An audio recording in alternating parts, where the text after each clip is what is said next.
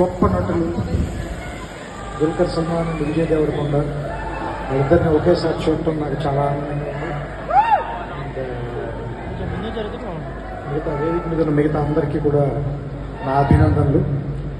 ఈ సినిమా గురించి నేను 2-3 మాటల్లో ముగిస్తాను, ఎందుకంటే ఇప్పటికే చాలా టైం ఉంది.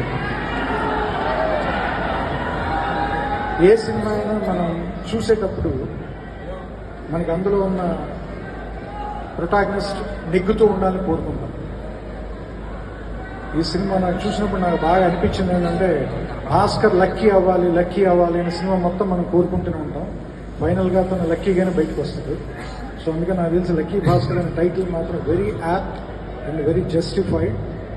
అండ్ ఈ సినిమాలో చాలా చిన్న రోల్స్ చేసిన వాళ్ళు, నిడివి చాలా తక్కువసేపు ఉన్నా కూడా వాళ్ళని ప్రజెంట్